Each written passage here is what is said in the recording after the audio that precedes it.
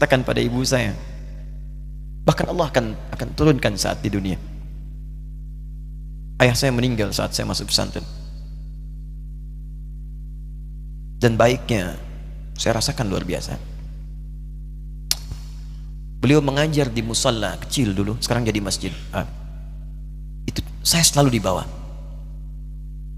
Beliau mengajar, saya tidur. Sekarang gantian, saya mengajar, beliau tidur. Dan kadang dipangku, gendong sampai pulang. Saya pernah sengaja pura-pura tidur untuk ingin tahu apa yang dikerjakan ayah saya di jalan. Jaga betul supaya nggak bangun. Begitu saya disimpan di kasur dan bangun, diajak bercanda. Saya mau masuk pesantren, beliau nggak sempat ngantar. Saya bertemu, beliau menangis, peluk saya, minta maaf, nggak bisa ngantar ke pesantren. Saya belum mengerti apapun saat itu. Saya bertekad, insya Allah saya belajar dengan sungguh-sungguh. Sepekan 2 pekan saya dapat panggilan pulang. Saya tanya pada kakak saya yang ikut, sekarang ada di sini, di mana ayah? Beliau nggak jawab. Sampai di Bandung, paman saya, beliau sekarang Sekom MUI Jawa Barat, langsung menyampaikan, nampaknya nggak akan terkejar sampai sana, mungkin sudah dimakamkan.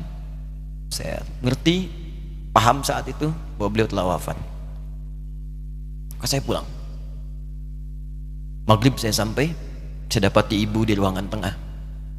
Saya datangi, saya menahan tangis, tidak menangis sedikit pun untuk membahagiakan ibu saya. Saya datang, saya peluk, saya temani tidurnya. Itu pertemuan saya dengan ayah saya terakhir di mimpi. Saya bermimpi melihat sudah pakai kemeja, tersenyum, mendadahi saya. Sudah. Besoknya saya cari ke kamar, ternyata Allahu Akbar, apa yang selama ini saya pelajari di pesantren, kitabnya sudah ada di kamar semua, sudah disiapkan. Saya menangis saat itu. Saya bawa mushaf. Jadi bapak saya, ayah saya, itu bajunya pun saat wafat dibagikan kepada sahabat-sahabatnya. Bajunya, kitab-kitab ininya dibagikan. Ibu saya menunjukkan kemudian ada jam yang nanti nak pakai. Saya bilang, simpanlah. Saya bawa mushaf. Dengan mushaf itu saya duduk di ruangan tengah, saya menghadap ke kiblat dan saya mohon kepada Allah, ya Allah, saya tak punya kemampuan lagi membahagiakan ayah saya saat hidup di dunia, tapi mohon jadikan setiap huruf dalam Al-Quran ini, ya Allah, pahalanya mengalir untuk ayah saya. Begitu saya bacakan saat itu, tak bisa saya berhenti, dan tiba-tiba langsung masuk ayatnya, artinya, posisinya, nomornya, gak pernah berhenti, masuk. Saya bertekad ingin berbuat baik. Puncaknya saya sekolah, ibu, ya Allah, saya ingin berbakti pada ibunda saya. Anda tahu apa yang terjadi? Demi Allah saya katakan, ketika Anda bersabar, ibu saya, bu, pak, itu krisis 97 Pak. Waktu krisis saya masuk pesantren, saya diberikan sempurna bekal seperti anak-anak lain. Rupanya ibu saya sudah tanya kepada santi-santi, orang tuanya, berapa bekal Anda kasihkan? Dikasih yang paling tinggi itu dikasihkan pada kami tiap bulan. Saya terima. Satu kali libur saya pulang dari jauh, ibu saya tersenyum melihat sedang jemur pakaian melihat saya. Begitu saya tiba, kaget saya. Ya kok pakaian ibu saya, pakaiannya nggak cocok dipakai gitu. Ini bukan pakaian ibu saya, kayak kain pel lah kalau sekarang. Saya masuk ke rumah, saya kejar, saya buka pakaiannya, lemarinya, saya nggak temukan sedikit pun. Saya kejar kakak saya, dia sudah siapkan makan. Kak perempuan kami yang kedua, mana pakaian ibu saya? Perhatikan jawabannya. Dia menangis saat itu.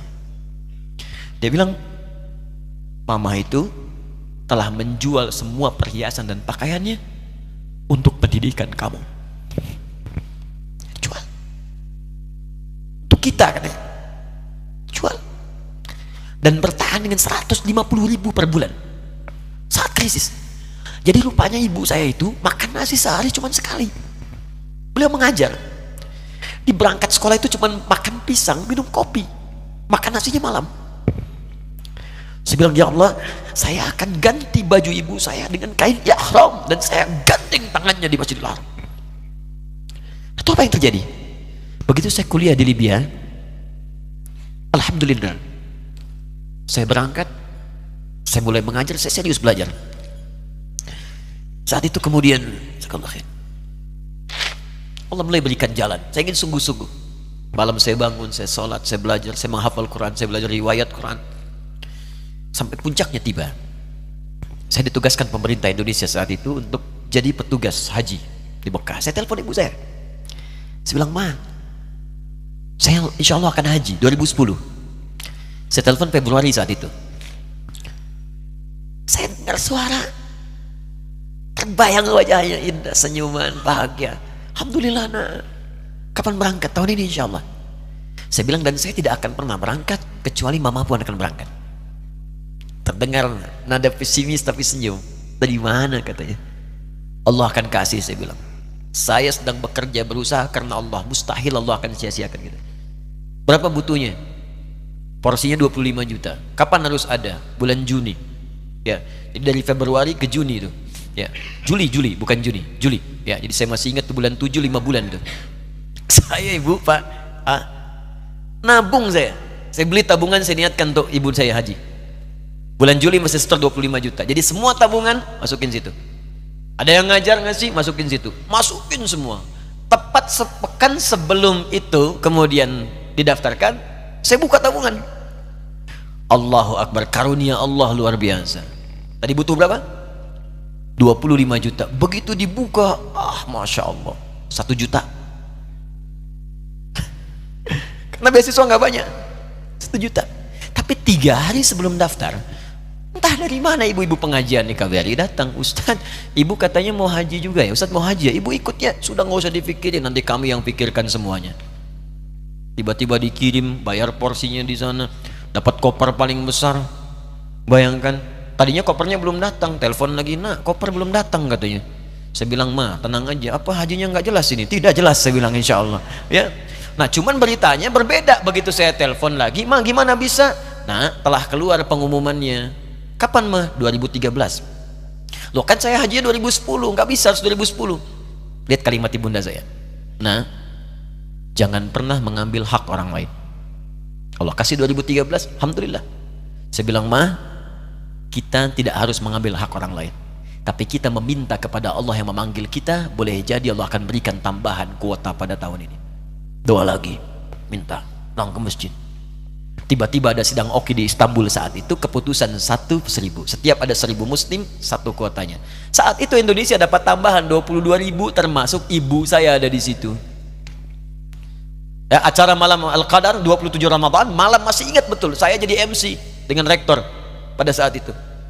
Saya nggak pernah bawa handphone, tiba-tiba handphone itu saya bawa, berbunyi kemudian telepon itu.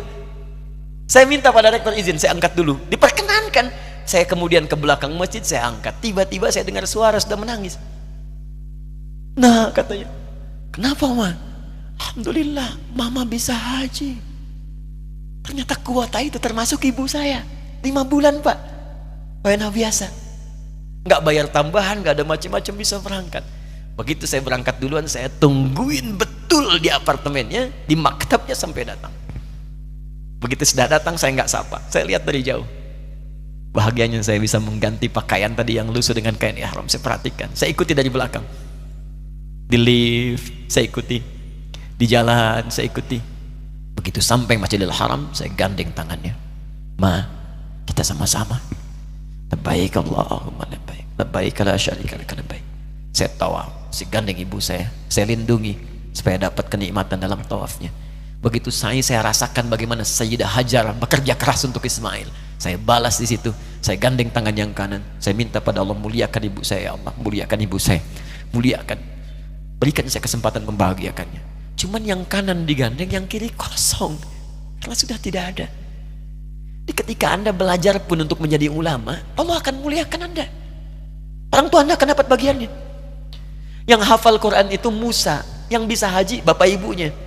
Kemarin saya jadi Amirul Hajj dari kedutaan Saudi berangkat, membawai 350 orang rombongan. Siapa yang saya bawa? Ahli Quran, yang hafal Quran anak-anaknya. Ahmad Kamil, yang haji, pengajarnya, murabbinya, ibunya, temannya, banyak yang berangkat. Yang berangkat siapa? Calon ulama. Dijadi ulama itu, jangankan sudah jadi, kalau benar caranya, baru bergerak pun Allah pasti akan jaga. Kalau benar caranya. Di satu pertanyaan tadi, pilih mana orang soleh atau ulama? Jangan pisahkan. Karena jadi ulama itu adalah tingkat tertinggi bagian dari orang saleh. Jadi mesti ada yang jadilah di keluarga. Pilih satu mungkin ahli Quran, kedua ahli hadis, yang lain dunia, tapi dunia diniatkan membantu ibadah. Jadi arsitek buat bangun masjid, bangun pesantren, pahala banyak. Insya Allah akan dibuka oleh Allah, insya Allah.